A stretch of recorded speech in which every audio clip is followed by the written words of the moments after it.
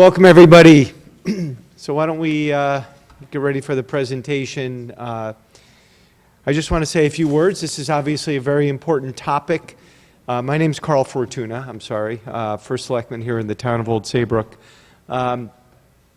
Obviously a very important topic that the town has actually, it's been on our radar now for well over a decade, and this is a very good example of what we've been doing more recently, which is really being very active in getting grants. And Chris Costa is going to take the microphone in a minute, but Chris deserves a lot of credit.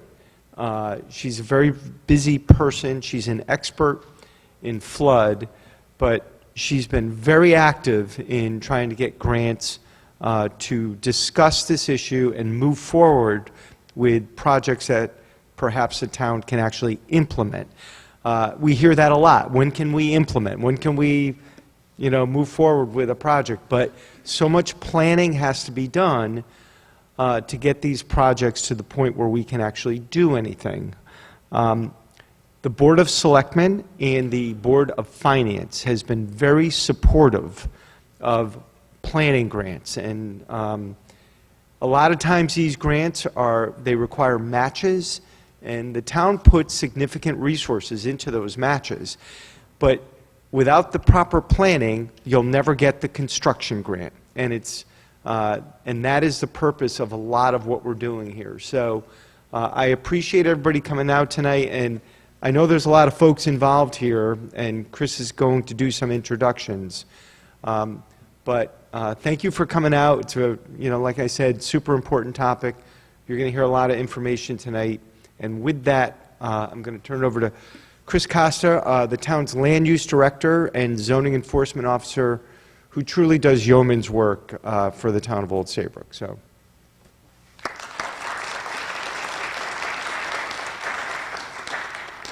Thanks, everybody. Don't mind me, I have a little bit of a cold, so if I sound off.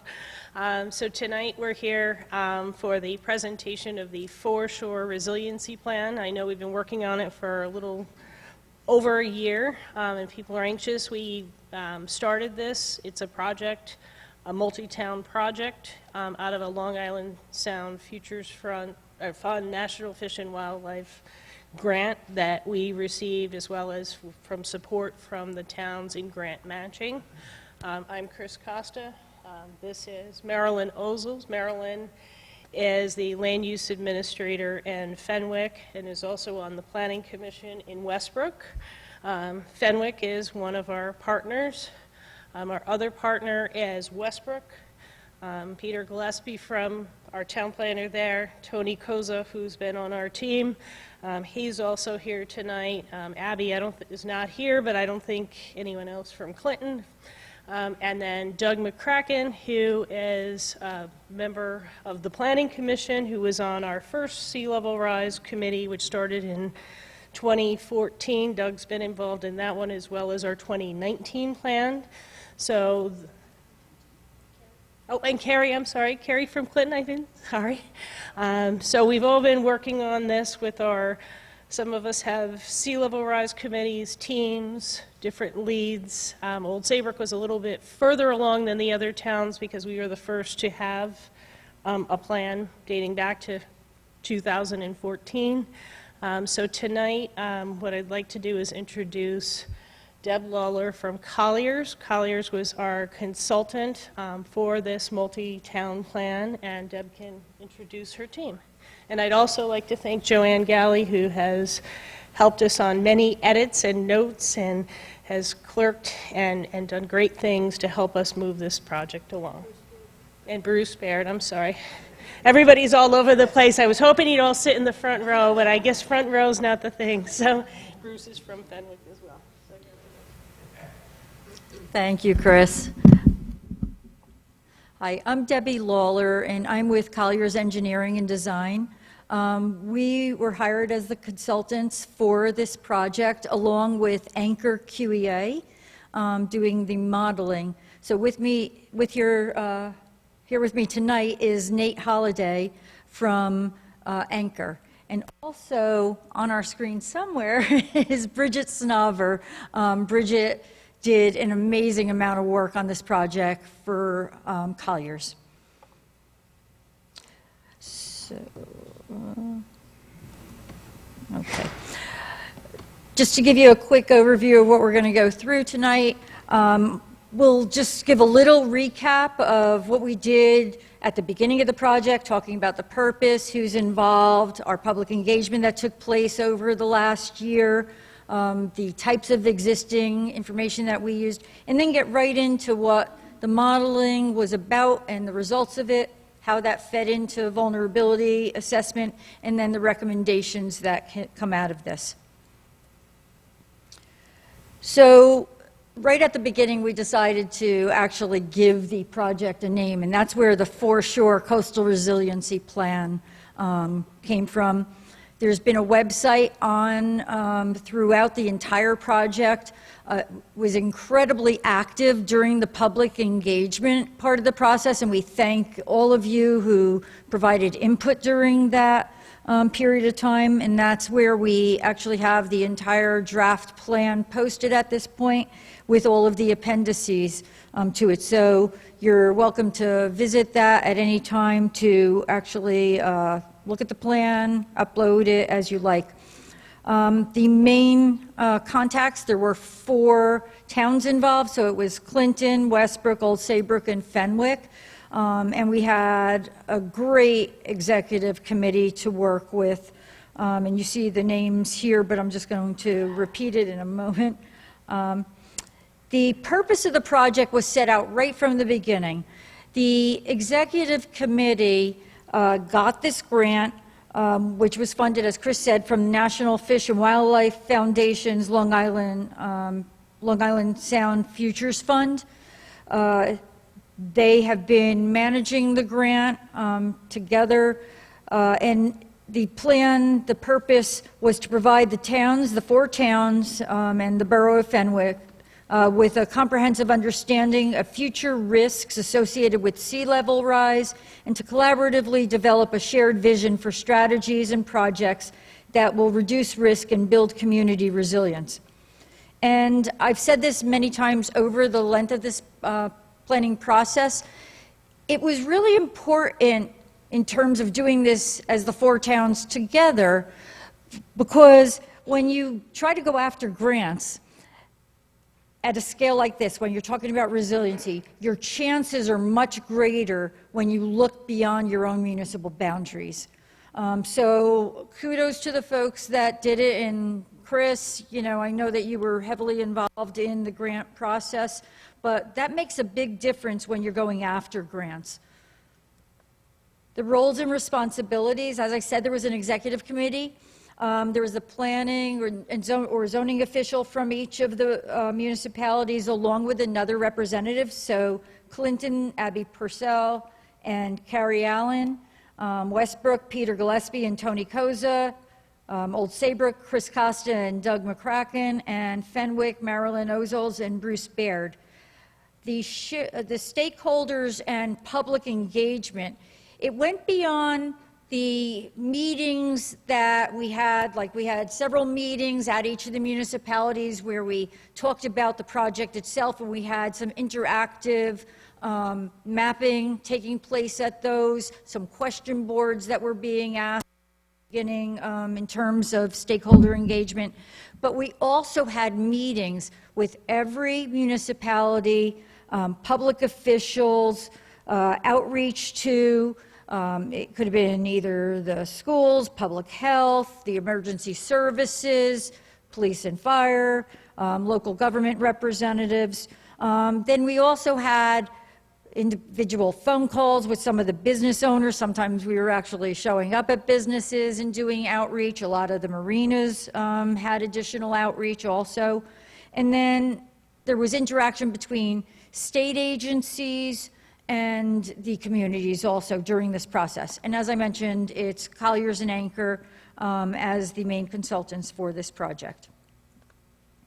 So the public engagement, In addition to the website that we talked about and, meetings that we had on a very regular basis with the executive committee, we also had 7 community workshops, 3 pop-up events. We actually had booths at the Arts and Crafts Festival.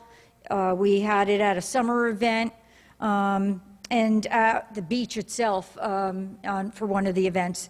And then the online mapping tool allowed people to put in information right on a map to give us really honed in neighborhood type level information. We looked at the state of the coast, as we're calling it, and that was existing conditions. So under the existing conditions, the categories, and I'm not going to read this to you, but it's right in the report, and there's an entire section that deals with existing conditions, but it's everything from like your land uses and land cover, wetlands types, the flood zones, where there's open space, where there are vulnerable populations, the critical facilities of each of the municipalities, infrastructure like rails, roadways, storm management, stormwater management facilities, and other types of utilities and historic places. So at this point, I'm going to turn it over to Nate to explain the modeling. Thank you, Deb. Good evening, everyone. Thank you for being here. As Deb said, my name is Nathan Holliday. I'm with Anchor QEA. I'm a coastal engineer who was working with Deb and Bridget and their team to evaluate the coastal conditions that were ultimately going to feed into the vulnerability assessment. So it was, from an engineering perspective, it was kind of a 2-part process. One was for us to perform coastal modeling that gave us an updated set of inundation extents, and those were based on most recently published sea level rise guidance, which I'll touch on in a little bit. And the intent of the modeling was to essentially look at a range of conditions. So we looked at typical tidal events, which we know are happening every day and all the time. And then we wanted to look at a more extreme event like a 100-year storm. And so basically the way that we viewed it was having a set of conditions that then allowed us to provide a range of what those inundation extents and depths would look like. And then as we passed that data along to Deb and Bridget and their team, they were able to take that and essentially convert those into the maps and look at the critical infrastructure and some of the other pieces that are ultimately what gets identified as those infrastructure assets or other things that are considered priorities from a vulnerability perspective. So the model was set up, and we have a few graphics and a couple of slides here where we were evaluating the entire extent of Long Island Sound, and then you'll see in a couple of slides the way that we focus the modeling on the project area, covering all 4 towns included in the foreshore project. So as I mentioned, it's a high-resolution wave and hydrodynamic model, which essentially just means that we're able to simulate the wave conditions that were impacting the site, as well as the hydrodynamics, meaning things like water levels, the extents of the inundation. And we do that also based on available bathymetry, topography data sets that ultimately feed into the basis for the model, and then we feed it those storm conditions. And we basically looked at a couple of different ranges of sea level rise, and the modeling was done with an industry standard framework. It's called Delft 3D, the flexible mesh suite, which I won't bore you with a lot of the other details, but it's just the framework that we use for the project and is something that we've done on similar types of evaluations in other parts of the Northeast. And so this just gives you an idea of the way that the grid was set up for the extents. And essentially what you're looking at here on the left-hand side is you can see that there's 3 different colors. And the way that we do this from a modeling perspective is we want to make sure we're capturing all of Long Island Sound. So things like storm surge or winds that are blowing across the sound and are affecting water levels that ultimately hit the shoreline in the project area are being accounted for. And so the model is essentially developing those conditions across Long Island Sound, which is what happens obviously as a storm moves through or as tides are coming in, from the Montauk side. And then there's obviously gauges along the different aspects of the coastline. But this essentially allowed us to make the model more efficient, where we can have kind of a coarser resolution to cover the whole Long Island Sound area. And then each subsequent grid, so the green gets a little bit smaller, and then that cyan color, the blue that you can see on the right-hand side covering the shoreline area, those model grids are about 80 feet by 80 feet. So each grid cell is 80 feet by 80 feet, which provides a nice resolution, especially for a project of this size, to really look at the way that inundation is going to be able to find those pathways through wetland areas or whatever it may be using that available topography and elevation data along the shoreline.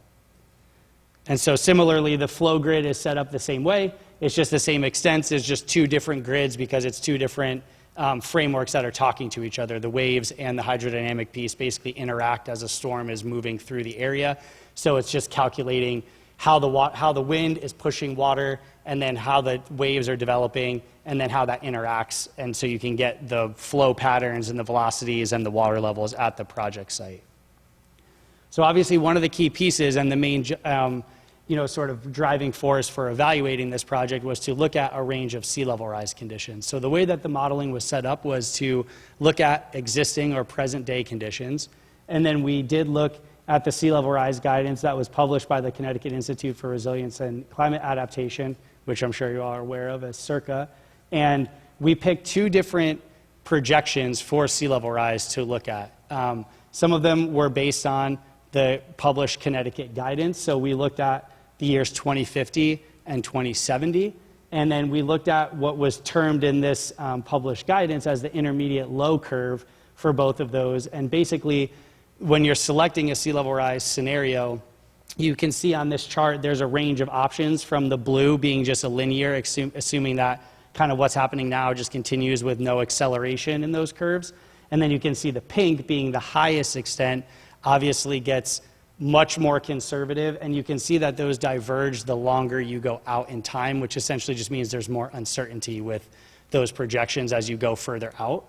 And so the kind of where you see those green boxes pointing to the curves, those are the values that we use. So it was essentially an intermediate scenario, which is kind of an appropriate level to look at for municipal planning purposes, because you are taking into account an increase in sea level without making the assumption so drastic that it might present maybe overly conservative challenges given the time horizon. You can see that that chart goes all the way out to the year 2100.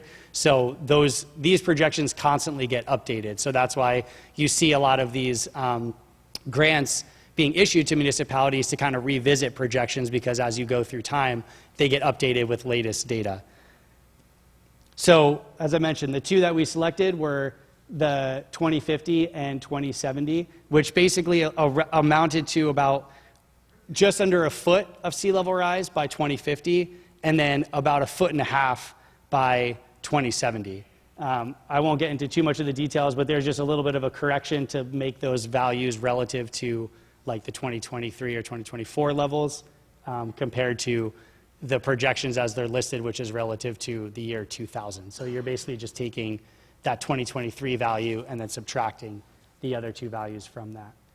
And so the other thing that's nice about these two projections is that the 2050, which is about a 30-year timeline from now, is usually really helpful for also kind of the residential planning. Obviously, 30-year mortgages are something that people are familiar with. And so a lot of times when you're talking about sea level rise and flood risk and people understanding what the impact may be on their properties, thinking in terms of a home mortgage length is usually helpful for kind of the general public to understand, as well as just for municipal planning purposes. And then the 2070 timeframe, being more of a 50-year timeframe, is pretty common for typical municipal civil works design life type projects. So if they're doing like an infrastructure project or things like that, a 50-year design life is a relatively standard option that a lot of municipalities implement. So those are also two of the reasons why those sea level rise projections made sense for this project. So I'm just going to kind of jump straight into the results, and I'll spend a second on the first slide just explaining what you're looking at, and then the remaining of my slides, which will just be a few more minutes, will just be comparing the different results. So right now what you're looking at is our tidal simulation results. So this is essentially just looking at a high tide. And we use the term sunny day, meaning there wasn't any other effects or storms or winds or anything. It would just be that the projected high tide matched what actually happened. And so on the left panel, you're looking at the actual water level or the tidal elevation relative to NAVD 88, which is just a vertical datum to reference those elevations.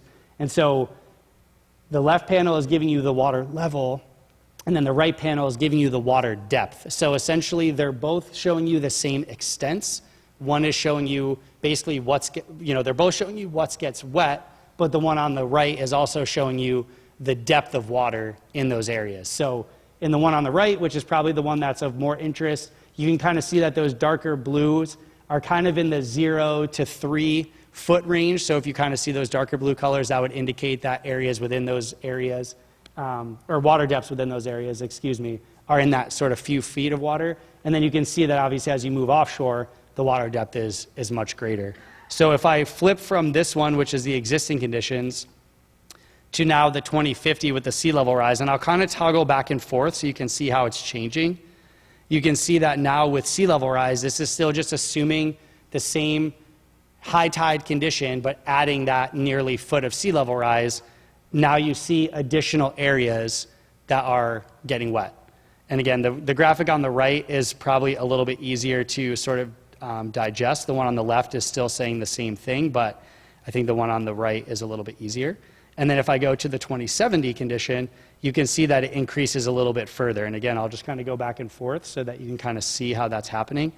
And a lot of those areas that you're seeing that are having those inundation are a lot of those coastal wetlands or lower lying areas that are going to typically be inundated first as the water levels increase. And so that's what you see in a lot of these areas. And if you were to look at the way that those are situated, you can see, especially over on the right-hand side, kind of on the shoreline where Old Saybrook, kind of to the left of that Fenwick label, you can see that those are some of the ones that then get inundated under that 2070 case, where it's just that lower lying area. So I'll just then quickly show some of the 100-year results. And this is just to show you a graphic of how the model's working if you zoom out and look at Long Island Sound as a whole. So basically all this is just showing you is the way that the model is representing water that's essentially moving from the east side near Montauk out through the sound, or in through the sound. And you can kind of see how it's then piling up on those northern shorelines there, with those gradients of the water level being 5 to 7 feet higher than it is out at Montauk by the time a storm track is moving through in that area.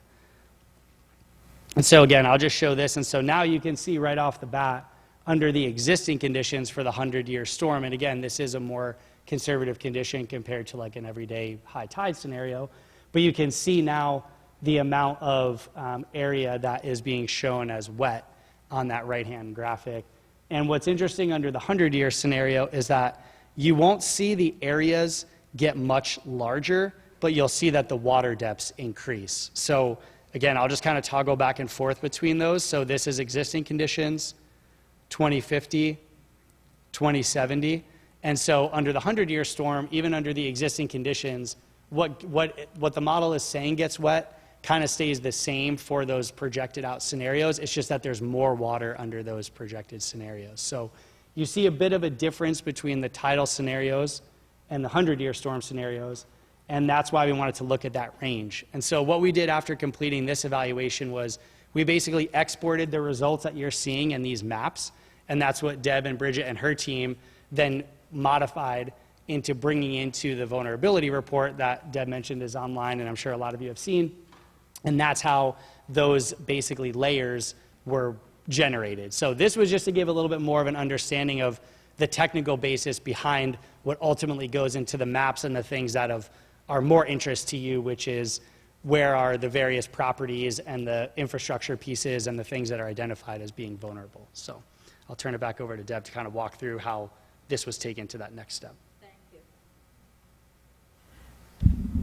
So I think two important points to look at is that the modeling was giving us information over time, okay, about depth and location of where the water is occurring, but in two different scenarios. One, like Nate said, the sunny day situation where it's just you're evaluating the tide, tidal levels.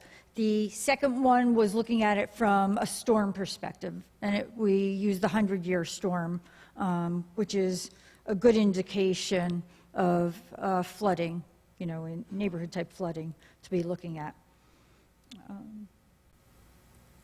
I'm going to flip past the Clinton and Westbrook examples and get right to, okay, Old Saybrook and Fenwick.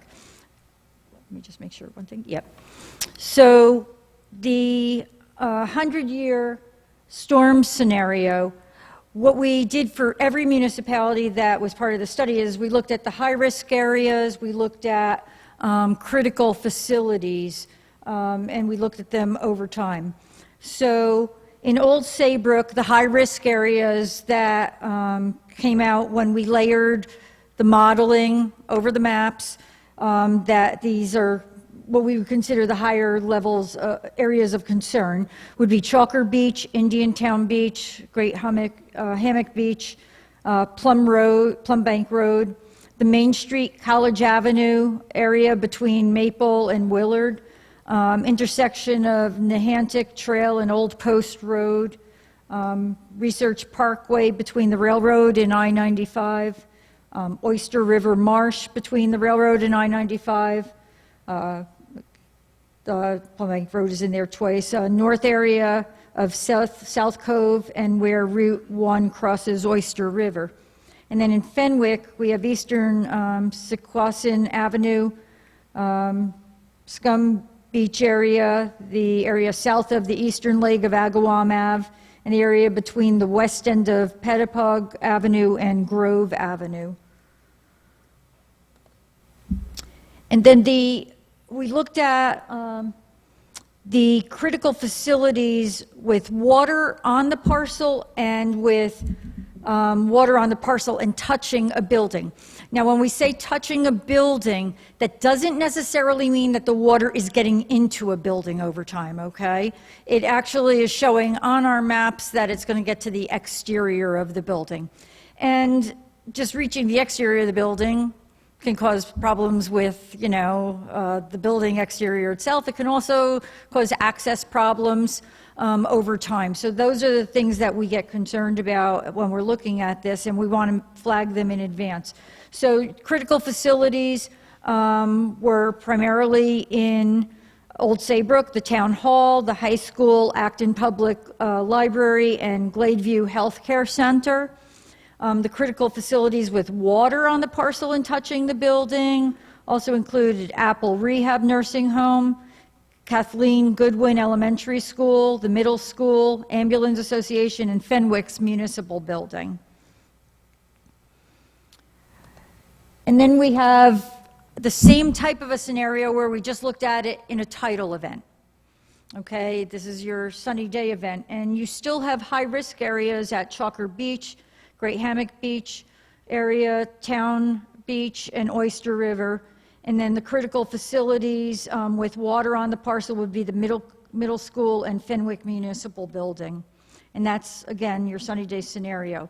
So when we got from the vulnerability analysis, that's when we started to look at the areas, working not only with the coastal engineers, but also with, our planners, our structural engineers, our infrastructure and transportation engineers were assisting with recommendations on this.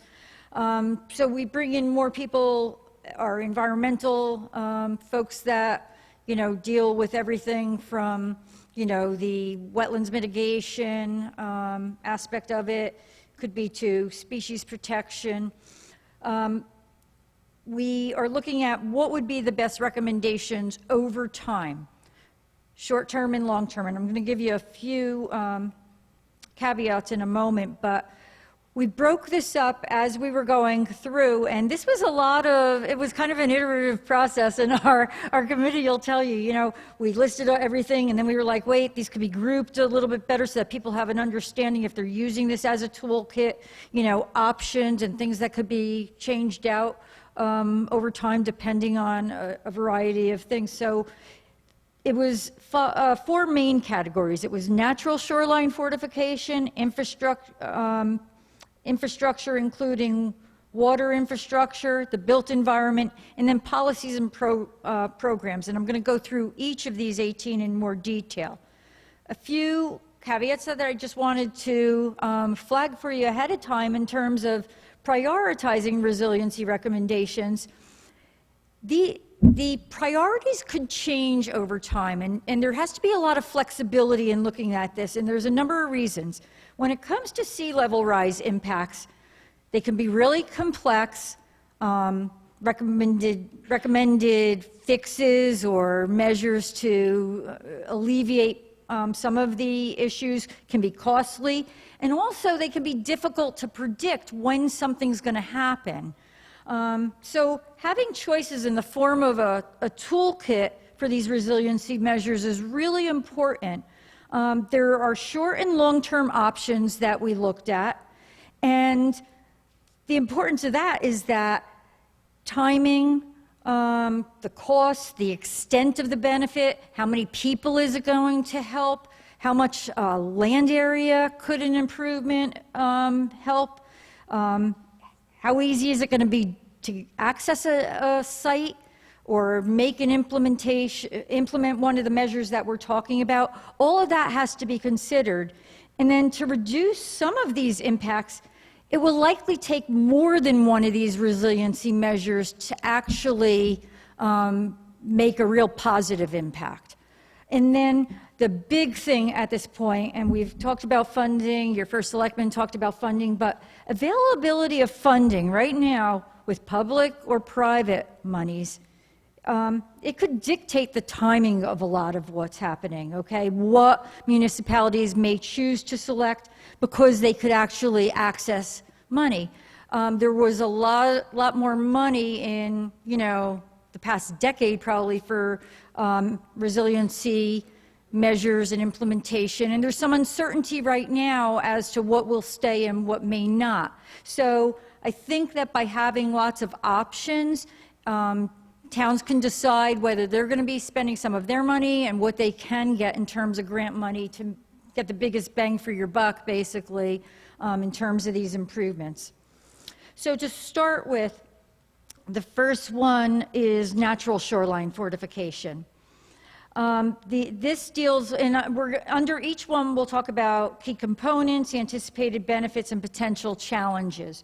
So natural shoreline fortification can be where there's a sill where you have a dune, some vegetation, some type of a harder surface that you're putting in. It could be vegetation only, like where there's at the base of a dune, you may have plantings, or even on top of the dune. It could be where the harder edging is put in, and then vegetation on top of the dune.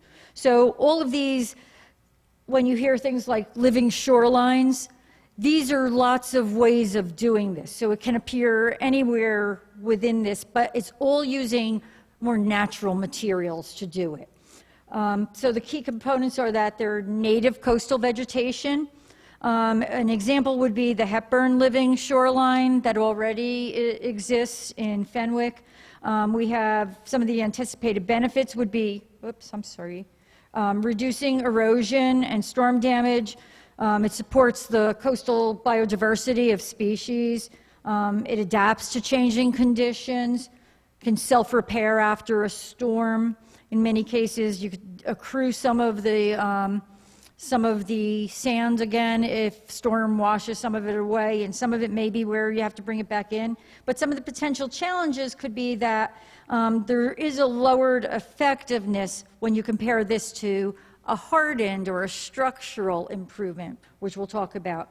And then also it's challenging to design and install because with this, each area would need a study or an engineering evaluation that looks at how the tidal impact comes along this shoreline, because you don't want to use natural shoreline fortification in something that could get wiped out immediately.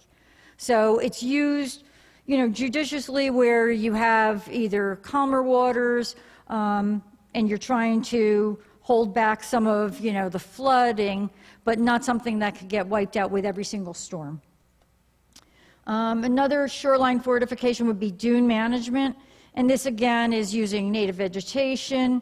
In Connecticut, you can't have a hard structural core inside of the dune. In some areas, that's allowed, and it kind of fortifies it a little bit greater. These can be standalone. Some of the benefits would be coastal protection against storm and erosion, and sand storage for beach nourishment.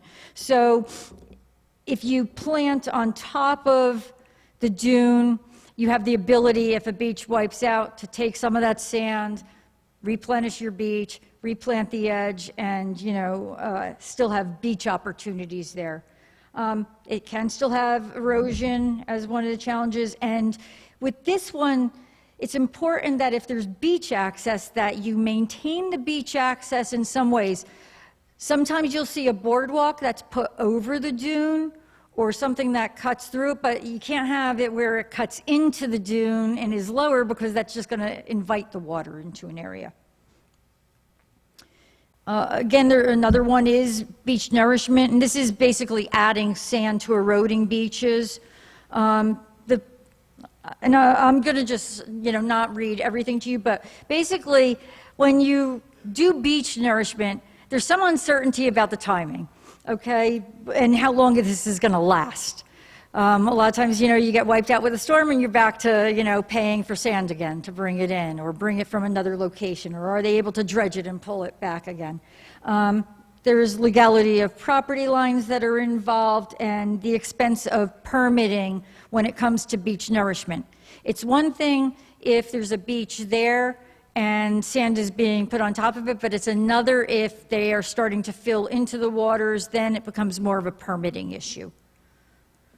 In terms of structural shoreline fortification, there are a number of structural options to look at. This one is groins. This is where a hardened structure is basically put out into the water.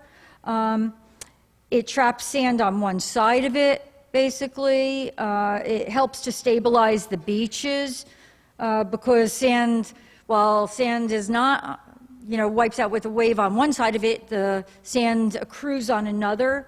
It can dissipate the wave action. Generally, with a groin, you'll see more than one in a location to benefit. And then again, this one has the permitting issue, so there may be time to do this. But again, this one is done more in a series, so you usually see 2, 3, 4 of these along a shoreline. Another structural one is a breakwater, which is actually done parallel to the beach. This helps to reduce, wave energy slamming right up against a beach, so it creates a calmer zone in between your beach and the breakwater. The challenge with this is that they can be expensive to construct, and they also need maintenance, regular maintenance. They can impact the water quality in that area between a breakwater and the beach, because sometimes if there's too much trash that would come with a storm, it gets caught in that area. So maintenance is really important if you're going to use a breakwater. And again, permitting on this one. But they're very effective. Then we go to the types of structures that are actually at the shoreline. And this is bulkheads and seawalls. And your bulkhead is more vertical, and your seawall generally will have some slant to it. Benefits are that, they pretty much take the impact of the wave. You can see some erosion at the base of them, so maintenance is important. Depending on what they're made of and how it's done, you may need to make sure that it's not wiping out in between if large boulders are used and things like that. They need to be maintained over time. They are expensive, but they are pretty strong in terms of what they're doing. And what we're seeing now is that there's some designs that allow for curvature at the top of these, where instead of when it hits a seawall or a bulkhead, it just splashes up and the water's going towards, the houses or towards land, it actually deflects it and comes back towards the sound. That may be something that should be a consideration over time that gets looked at. Marsh and wetlands management. Here we have a number of areas that you have a very established wetlands area, marsh areas. The depth that's there Sometimes it may be where you look at, does it need dredging so that you have more capacity? It could also be where it's actually capturing some of the silt in the vegetation, so that acts as more of a buffer before it gets to houses and other types of buildings. So using the marshes to hold back some of the floodwaters and also to be an area for additional capacity is something that I strongly recommend in taking a look at, and also areas that may need dredging.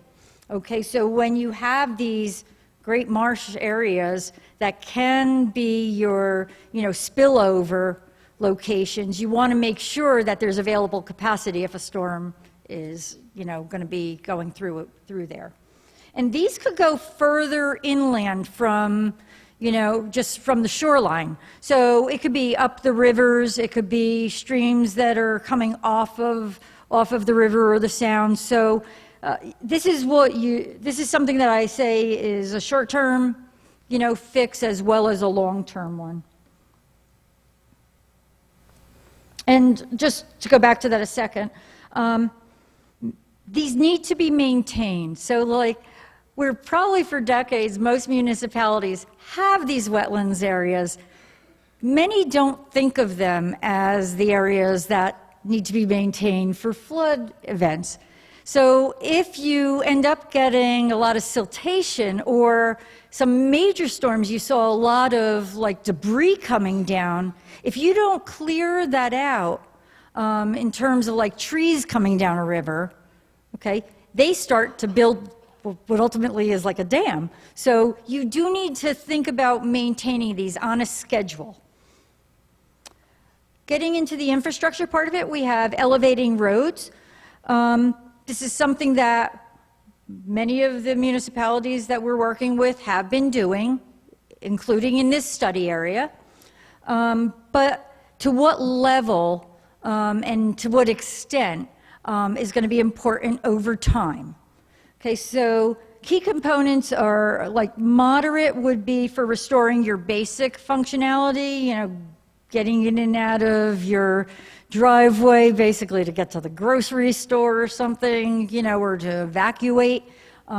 Enhanced would be raising a road over 2 feet for long-term resilience against things like the 10 and 25-year floods, which are, occurring more frequently, and as you get sea level rise, will be deeper, as Nate explained with the modeling. This is something that would go in conjunction with zoning. So we'll talk about the zoning part of it a little bit later, but we were saying usually you need to do, or in some cases you'll need to do more than one of these recommendations at a time to get greater efficiency.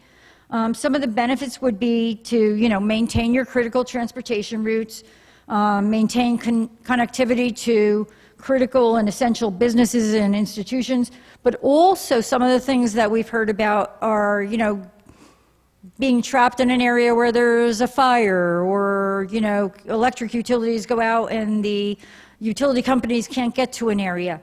That's what increasing or the elevation of roadways will help with over time.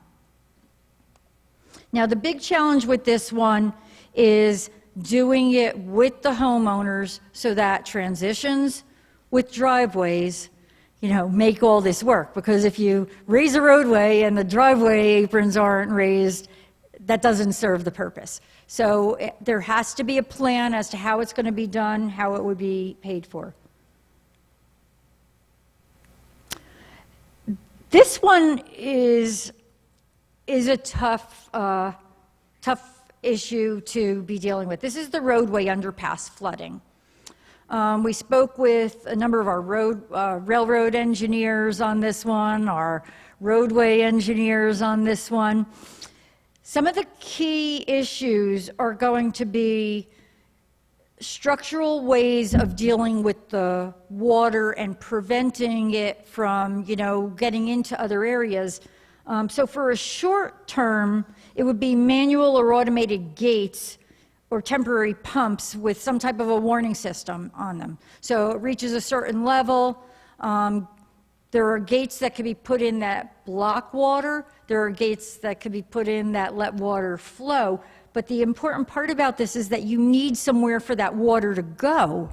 So an evaluation would need to be done if this were to be looked at as an alternative that the municipalities want to take forward in terms of the most appropriate locations to reroute the water from under there. So if it's going to be pumped, is there an area where it can be pumped to? Is there a wetlands area? Is there a water body that won't just bring the water right back in to that underpass area?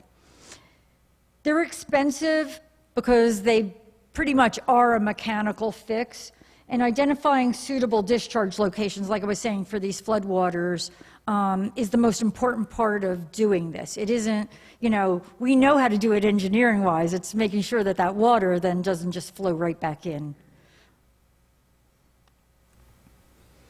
Stormwater management, there are a number of ways of doing this with both hard and, as we call them, low-impact development implementing measures.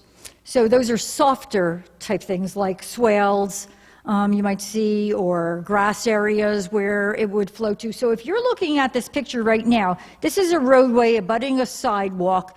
You could even see that there's railroad ties near some of the vegetation. So the water is not being absorbed between the roadway flooding and the adjacent properties. It'll get right up to the building.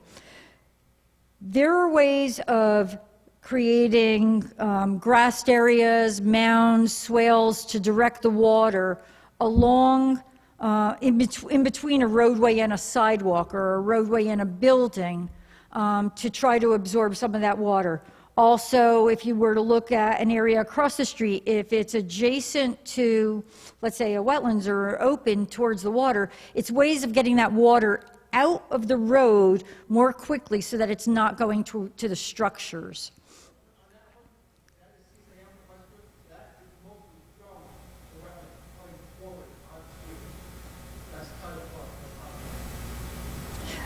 Okay, I understand what you're saying.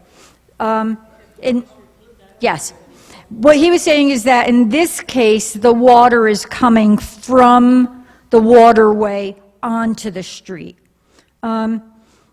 This may be one where more of a structural example would be. We used it to show a sidewalk right next to the structures. But this one a different alternative in that case, may be what's a better fix. It would be either a seawall or a bulkhead or a mounded area on that side of the road. I think what he was saying is the water isn't coming from the sound, it's coming from the marsh. And right.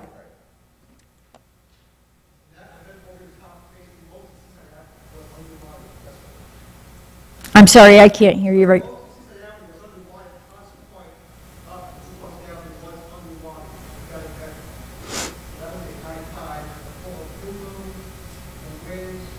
I'm gonna stop you because I can't hear you, and we'll take your comment after. I'll have you come up, and we'll have a microphone. Thank you. So another infrastructure improvement is to install backflow preventers. So water coming up through grates, manholes, things in the street. Okay, a lot of times it's through these pipes, and in some cases it could actually, back up into folks' homes through the sewer systems, the storm sewer systems. Making sure, and we've identified some locations, but this would be where the town looks at the best locations to put backflow preventers so that when floodwater's coming in, it gets stopped before going backwards through the pipes and, maintains the flow out. Tide gates, this is a trash rack on this one that you're seeing in the picture, but A tie gate allows for a one-way valve, allowing downstream freshwater flow from, blocking upstream saltwater. Some of the benefits would be to prevent saltwater intrusion. It's passive flood control during a high tide. It protects the coastal infrastructure and properties from tidal flooding without constant active management. Basically, you still need to clean out the trash racks that are in this area, but you have better control of the water flow going back and upstream. These are expensive. There may be areas that I know are flooding at this point where they are not going to be as effective. You need to have, I guess, a width that's manageable in terms of using a tide gate. I know that there are some areas that are being looked at right now by, I believe it's Westbrook and Old Saybrook together. So this is being studied separately, but they could be very effective if you have the right conditions for it. And then, let me just see. Well, it says that they're prone to mechanical failure. Mechanical failure happens if they're not maintained, okay? So maintenance is a big thing when you're dealing with tide gates, and they come both automated and manual. Dredging is another infrastructure option.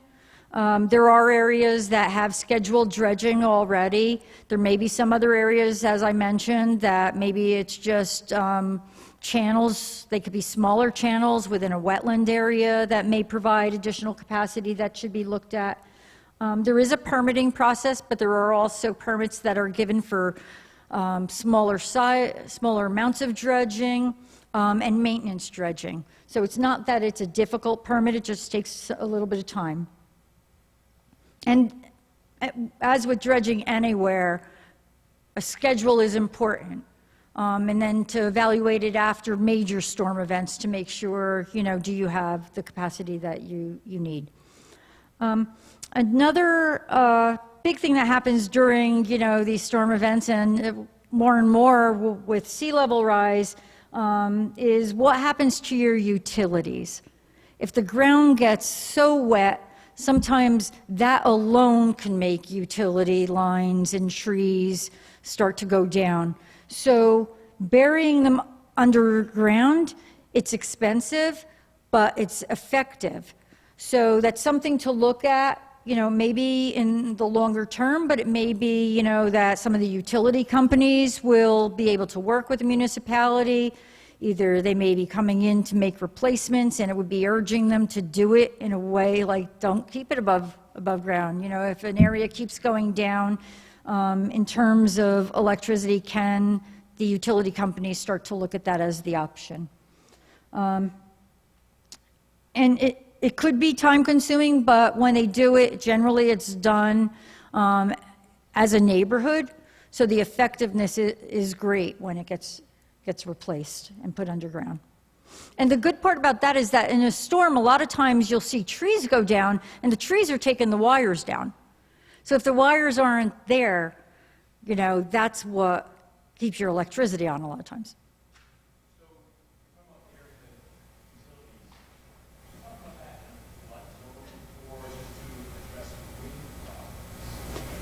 It could be both, okay? Because it's, okay, sorry. Oh, I'm sorry. Okay, so he's saying, is it only in a wind situation, or would it be flooding also?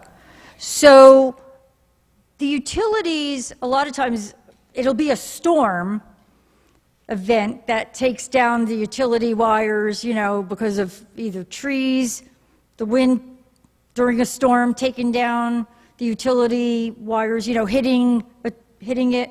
So it's where it's not a dry day scenario generally that takes your utilities or wipes your utilities out. It's a storm situation, and a storm generally is wind, wave action, and the storm itself.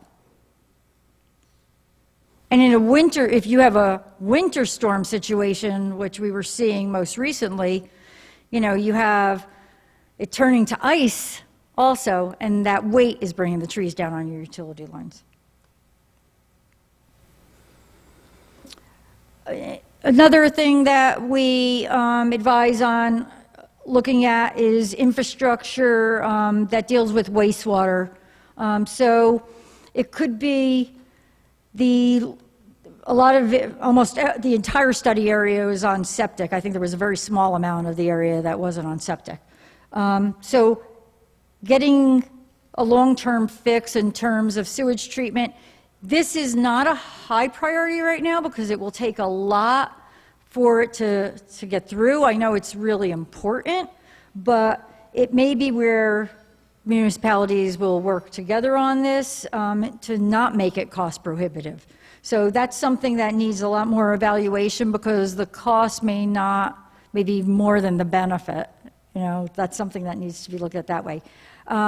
In terms of septic tanks, one thing that needs to be addressed, this is required under, permitting, but there are a lot of septic tanks that may be older that are still coming up during a storm, floating away. They need to be secured. There are a number of ways of doing it. There are companies out there to help get them secured, but when septic tanks rise up through the ground, they need to be addressed. Elevating structures, a lot of, different areas around this state and others have taken advantage of some of the FEMA funding for elevating structures. There are requirements that go along with these. How far above the base flood elevation they need to be raised. FEMA requires 2 feet above base flood elevation.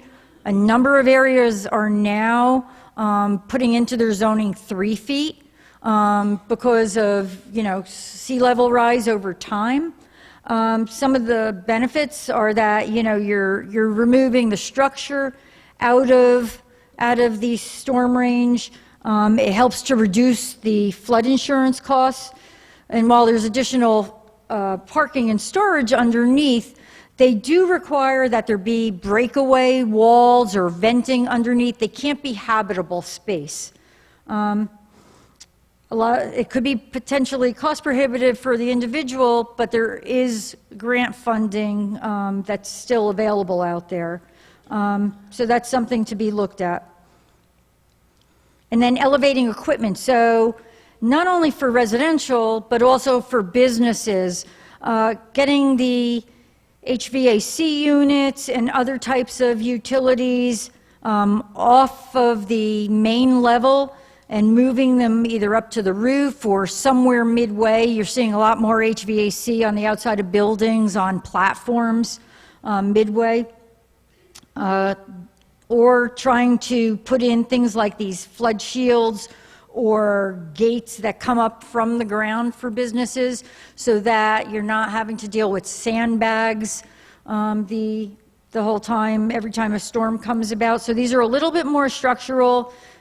There's ways of wet-proofing and dry-proofing buildings that can be looked at, but elevating the equipment makes a big difference in terms of getting back up and operational, especially for businesses.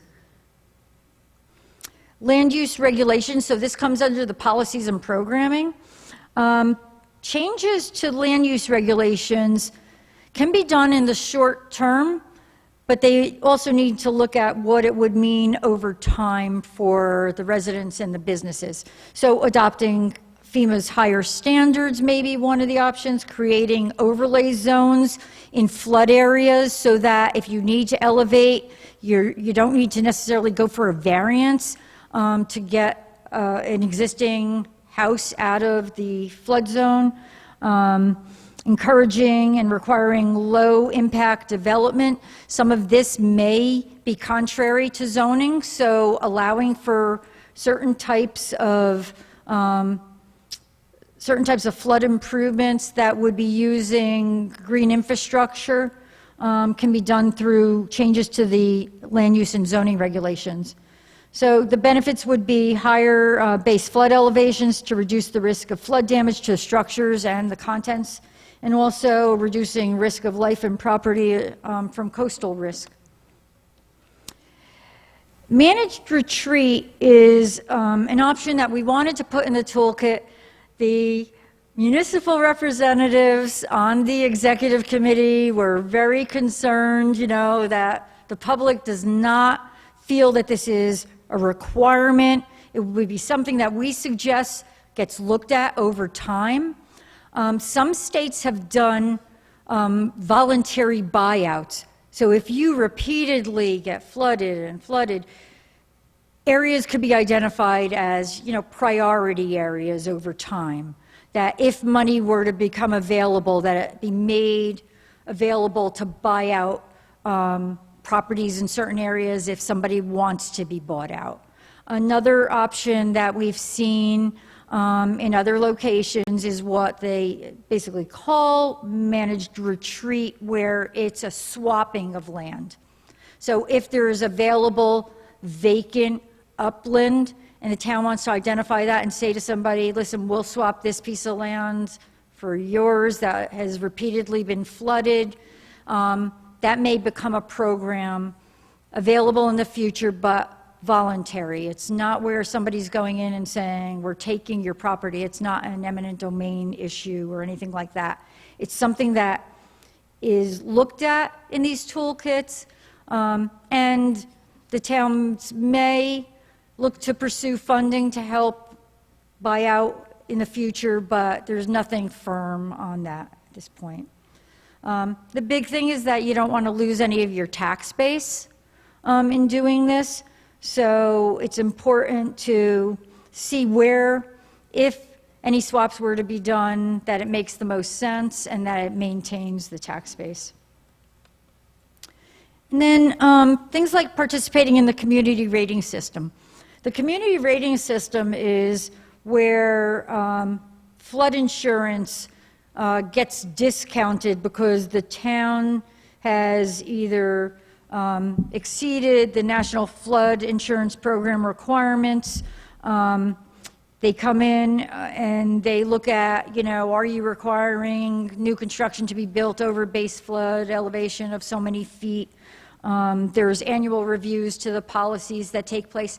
This is more of a paperwork activity on the side of municipalities. If it gets done, there's the benefit to the residents that come along with that, because you meet certain levels, and whatever the level is that a municipality can meet, that plays into the discount on flood insurance. And then offering community training and education. This is where giving people ideas of how to redesign homes to lift them, what are options for green infrastructure that can take place, how to become more prepared for emergencies during a flood event, what are some of the options for businesses to be more resilient from, an engineering perspective, how do they install those gates to, rather than sandbagging, that type of stuff. And experts can be brought in to do seminars on that type of information. So we looked at, for each municipality, we looked at a number of these improvements, these 18 improvements, and where they can possibly go in. And each municipality, in terms of the executive committee, worked with us. We gave a laundry list of areas that we thought should be looked at for priorities. They weighed in on them in terms of what they thought may be higher priorities or areas of concern.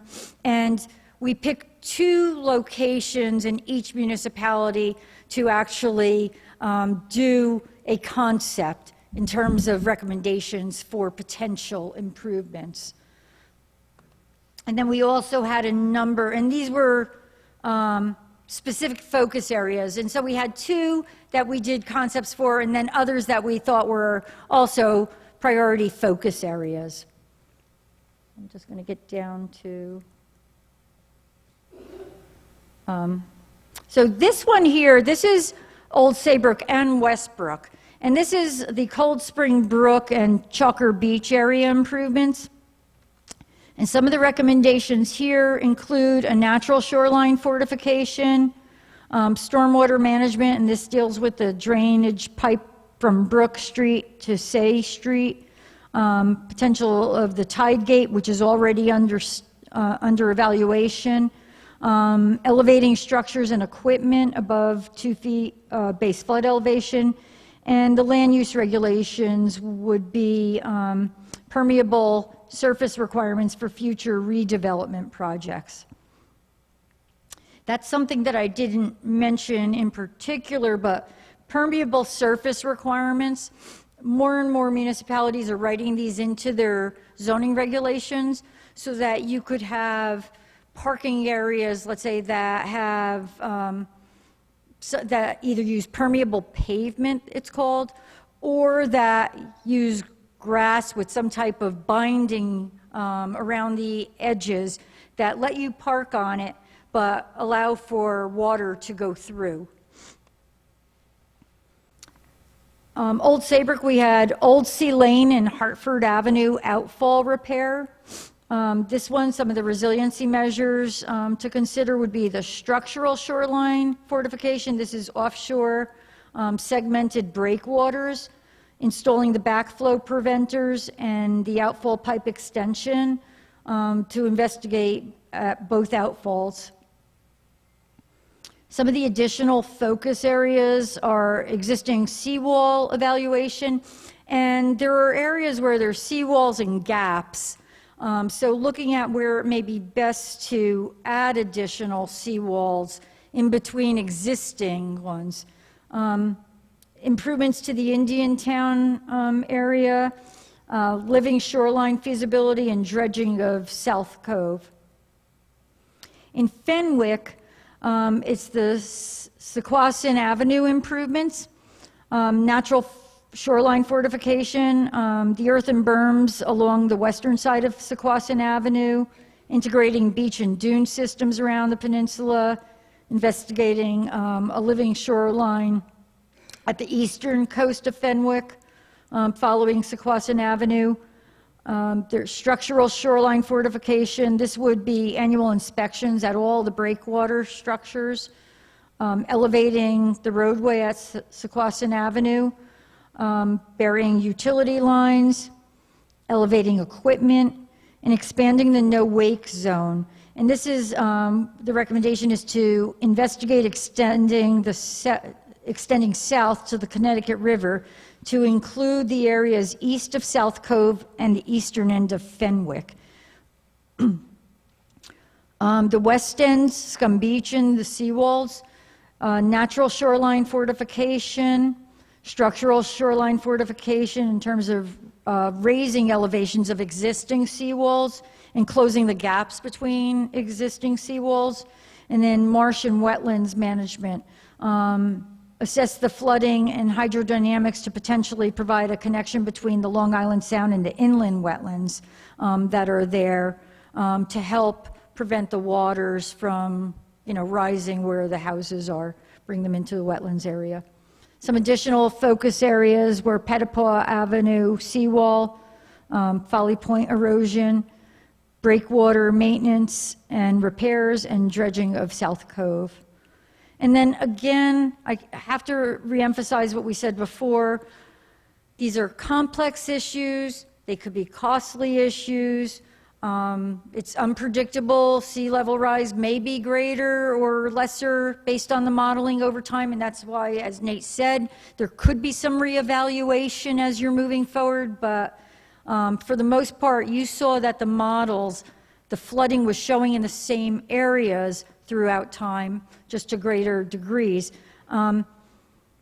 Using more than one of these measures in an area should give you greater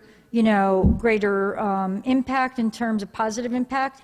And then availability of funding is going to be what drives a lot of this. And we had a number of potential funding sources that have been in play for years, and we're not sure if they will still remain. And that's a big thing that the municipalities will have to look at over the next few years in terms of making selections.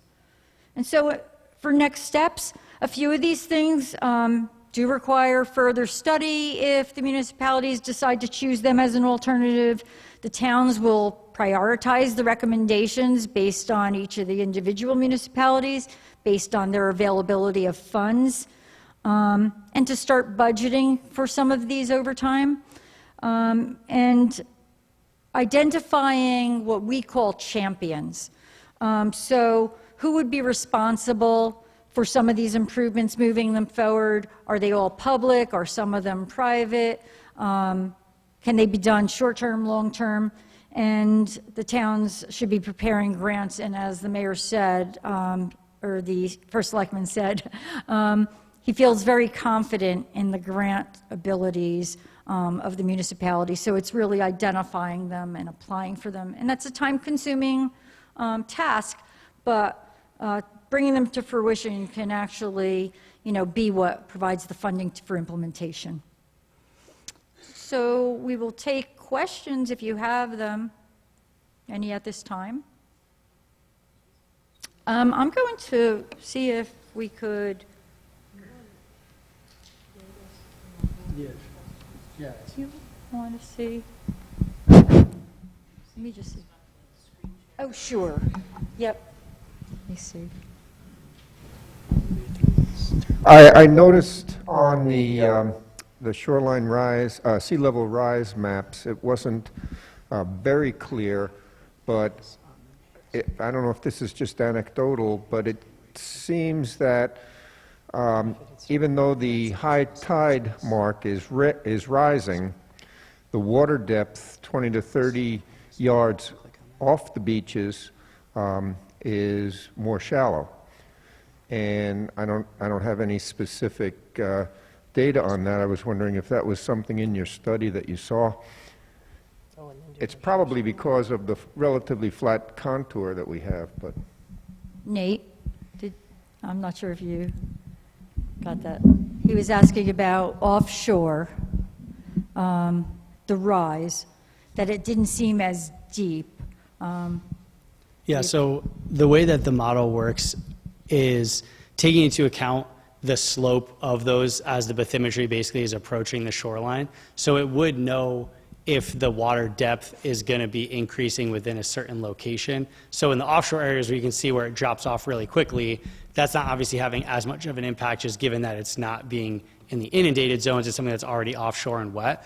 But as it's promoting closer to shoreline, basically, if you have deeper water closer to the shoreline, that also allows for larger waves to be able to encroach closer to the shoreline. So as part of some of the stuff that Deb was mentioning, the way that this was presented was to really just present a range of options. And a lot of times there really does need to be a site-specific kind of further detailed analysis of it, because you may have the need for people who are living on the coast where maybe something like a dune or something that's a little more structural, where the majority of their flooding might be coming from an eroded beach that's then exposing them directly to, the sound, versus people that might live a little bit further inland that might be along the coast of one of the low-lying wetland areas where their inundation path might be a little bit of a different pathway for that inundation, like the gentleman mentioned earlier, where you can see rising waters within those flood areas. And that's where Deb mentioned things like dredging and then using that material as a resource to increase the elevation of those wetlands can increase the ability of those wetlands to basically absorb more water.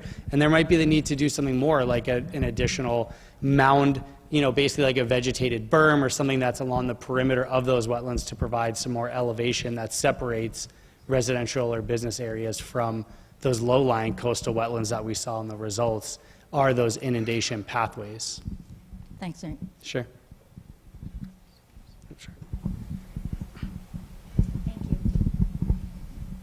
Yes, hi. My name is Andrea. I'm in Chocolate Beaches area, and I know that you touched briefly on the wastewater management, and that as being something that is not a priority at this time. I'd like to know why that is and how the WPCA requirements that we were mandated to implement. There were a set of homes that were just, there was no solution for them. I'd like to know how addressing that ties into what you're doing, because the whole flooding affects the systems. I'm sorry, I was trying to get that screen up. I'm sorry, she's going to have to ask the question again. We were trying to get the screen. She was asking about the flood. I mean, the wastewater management. I'm sorry, go ahead. Hi, Andrea, Yes. wastewater management as not a priority versus WPCA's unable to. I don't necessarily agree with the wastewater management is not a priority. The town has been involved in wastewater management since the 70s, so I definitely think wastewater management and the efforts of the WPCA is a high priority. So there were some homes that were, there was no solution for implementation. My home is one of them. So the flooding and the increase of the water tables have a direct impact on wastewater moving forward and the ability to actually maintain that. What is in the plan, or at least being studied, to address those properties that were not able to become compliant through the WPCA efforts? So the WPCA is separate from this plan. The WPCA has their engineers in a very in-depth project that's going on. So this project didn't try to have a coastal resilience solution to efforts since the 70s of the WPCA. I know the WPCA is working on solutions. That's more a question for the WPCA. I'm sure they're taking resiliency into this.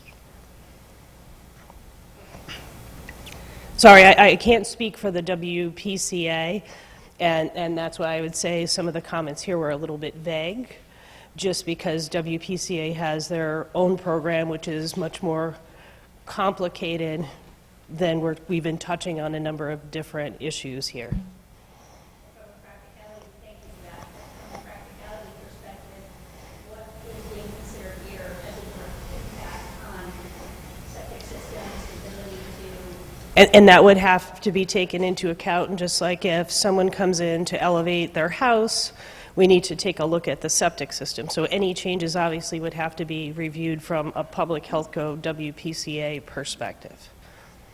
But this study really didn't get into that much depth as far as water pollution. I think that's what I meant by high priority, is for this study. Yeah. Yes. Hi, I'm Joan. We're the Halloween House on South Cove. When we bought our property in 1982, it wasn't even in the flood zone, but now it is. So I really appreciate all this information. I'm a little bit complicated on 10 years, approximately 10 years, 8 to 10 years ago, a large natural gas pipeline was put down our street. Not very many people signed up, but I'm really confused about how we could put utilities underground, which are in our house in Florida, with natural gas lines and elevate the street. I mean, it seems impossible to me. When utilities are put underground, everything gets marked, basically. So, yeah. I mean, that's a study in itself, you know, in terms of putting them underground. They have to identify what's already in the street. And the other thing is timing. You know, if street's going to get raised, is that the time to do it when, you know, you have to repave? You don't want to pave and then have to open the street and bury utilities, basically. And, yeah. It is complicated. I think that's part of what we were talking about, the complexity of some of these. You know, either they can be done or they may not be able to. Did I see another hand over here?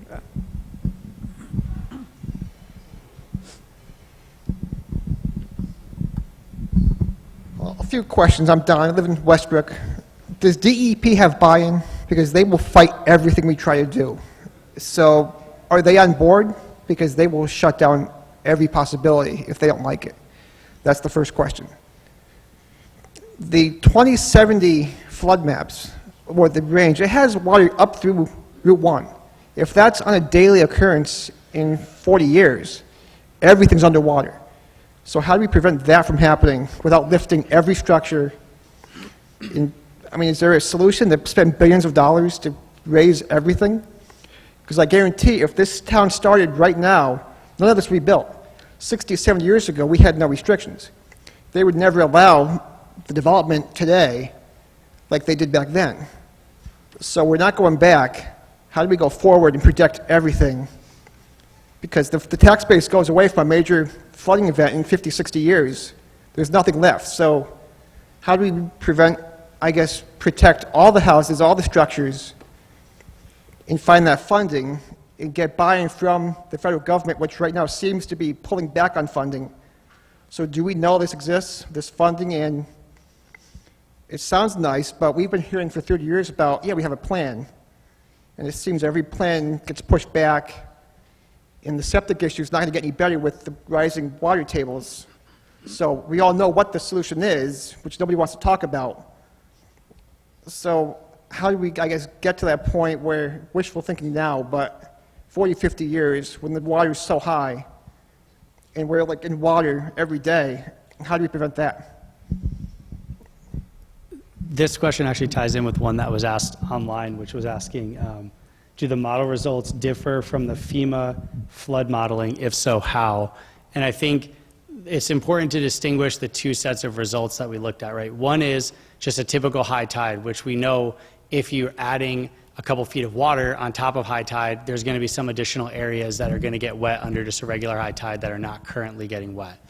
The 100-year storm scenario and what we evaluated, if you were to compare the FEMA flood maps that are published right now, the extent of the inundation that our model showed did match pretty well with what you'd see on a typical FEMA flood map now if you pulled that up. And there's a lot of kind of nuance as to why that is that I don't think would be probably of interest here. It's kind of boring modeling stuff. But I think that your question about, what does it look like to move forward and actually implement something, as the gentleman who started the meeting said, doing these types of steps is really one of the keys to being able to secure future funding, because they need to have the study to be able to show that there was an initial evaluation done.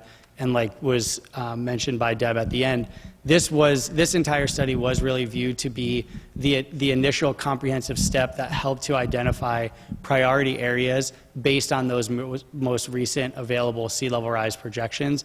And then there is a next step needed to be able to take those priority areas and look at them as individual projects, which then require a whole separate set of steps to secure the funding, do the detailed design, and move it through. And so it is typically, unfortunately, a lengthy process, but you have to start somewhere. And so this was meant to provide that foundation. And Chris, if there's anything else you want to add to that, but that was the intent of this study. Right, and I think that your comment about Route 1 is a good one, because this actually identifies moving forward what can possibly happen in the Route 1 area over time, and it opens the door for discussions with DOT on timing for improvements as you move into the future.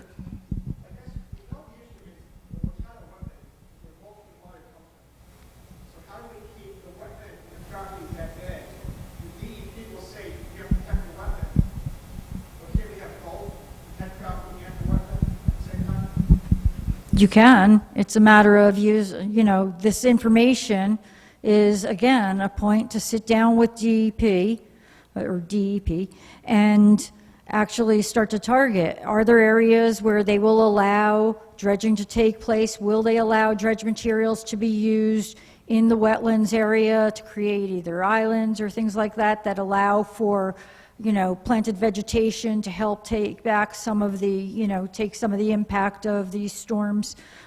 It's done in places. It's just DEP is, time consuming to go for permits, and sometimes they have a different idea. Can I just because I think that also ties in. There were several questions asked online talking about, well, if we identify one priority area, what does that look like for the area that might be directly adjacent to that or right next to that? And as Deb mentioned earlier on, one of the benefits that this study implemented was that it is important to take a little bit more of a zoomed out view from a coastal processes standpoint, because you're right, you can't just look at your house, and if you build something, then it's going to have no effect on your neighbor next to you. And the same goes if you zoom it out. If one town decides to do something and implement something, that may have an effect on, the town over. And so you really can't look at it on a site-specific basis. You do have to really take I wouldn't say regional look, but in this case, that municipality level scale to understand how there can be that cooperation. And this project, honestly, is a great example of how the planning being done is leveraging one set of evaluations to benefit all 4 of the municipalities. And so as those priority projects are identified, things like further study or further modeling or things that may look at what those solutions look like. So as an example, if we built a breakwater or raised the bulkhead or whatever it may be, there may be an additional step to, let's say, increase the resolution of the model and actually model it to see how it would affect not only that area, but if there would be any potential detrimental impacts to adjacent areas. And so that's part of what really needs to be done before you move forward with any specific project. Okay, I just don't know if anybody on the Zoom can hear. That's why we're having people use the mic, so I apologize. I can run it over to you. I can hear you, but we want to make sure everybody online can too.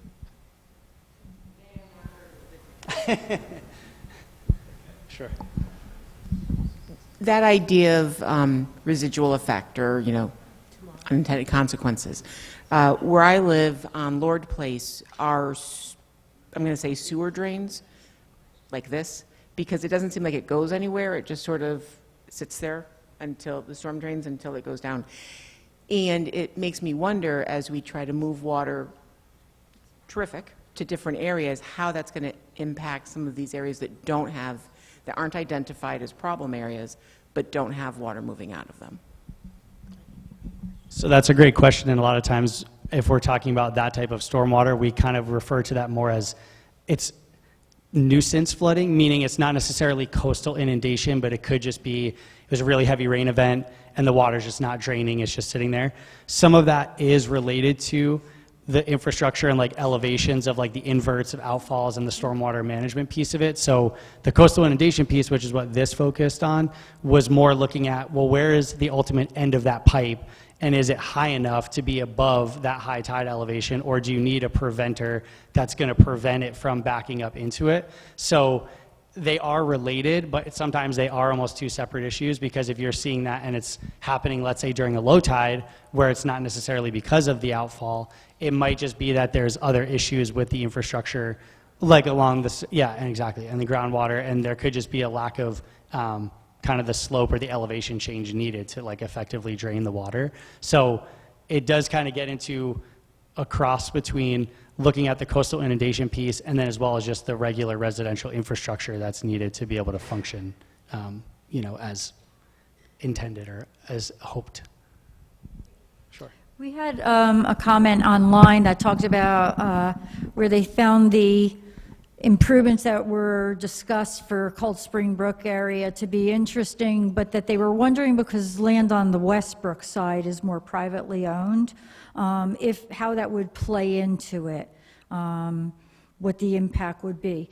And I'm going to say in this one, it's dependent on the types of grants that are sought, because some grants do allow you to use them, more broadly, whether it's public or private. You're not using it directly on, let's say, somebody's land itself, but when it comes to things like wetlands along an edge, the town would have to identify, are those all private? Can they be taken into public ownership?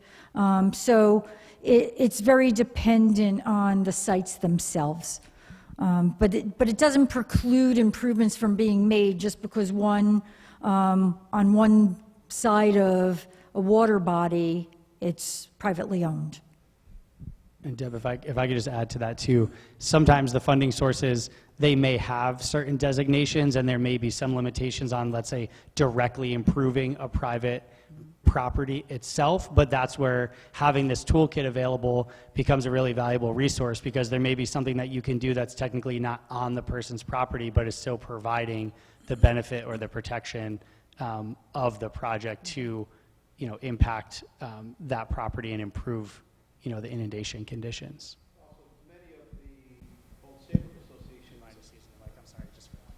Many of the old Saybrook associations are chartered by the state of Connecticut legislature, so we're considered quasi-municipalities, which would then fall into that grant. Some aren't, but a good number of the ones in Old Saybrook are.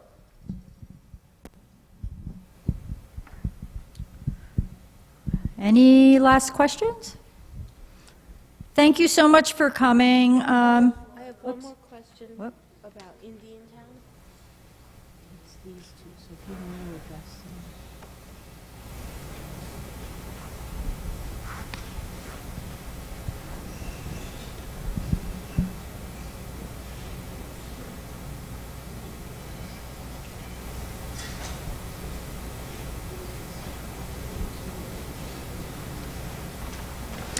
Okay, so these questions, we're talking about Indian Town where there may be more of a year-round population.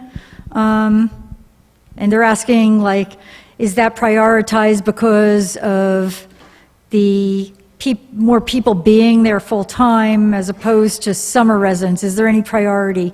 There wasn't any priority given to whether something was year-round or seasonal.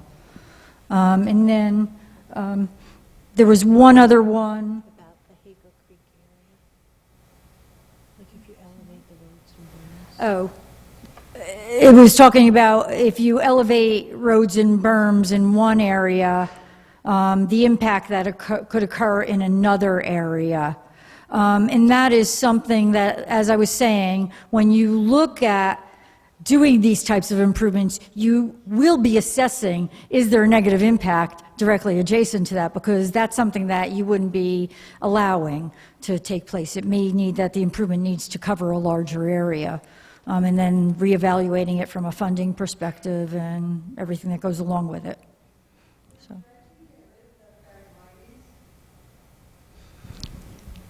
It does, well, it doesn't really get rid of it. It's there. I guess I could talk to you about how that's done. She was asking if dredging would get rid of the Phragmites. Okay.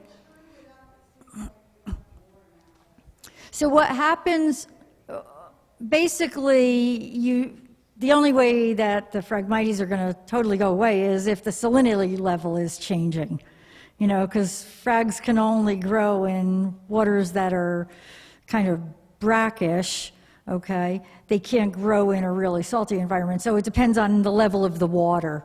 I've seen in other areas what they do is they go in and they replant with Spartina grasses.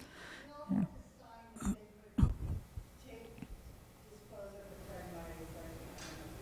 Mm-hmm.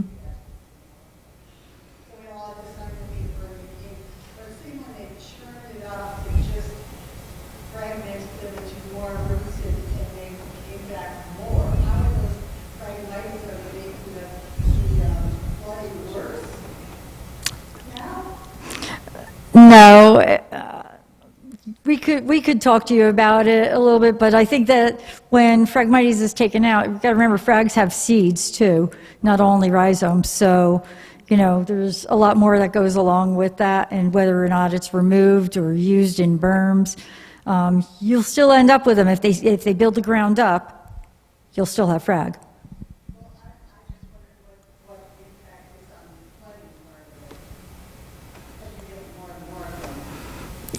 It's not gonna impact the flooding. Well, if they were taking them out, they might have been doing it for either invasives or they were doing it to actually get more capacity. I'm not sure. I don't know where it was done, but invasive? Okay, yeah. So, okay, well, thank you for coming. And if you have any other questions, put them online.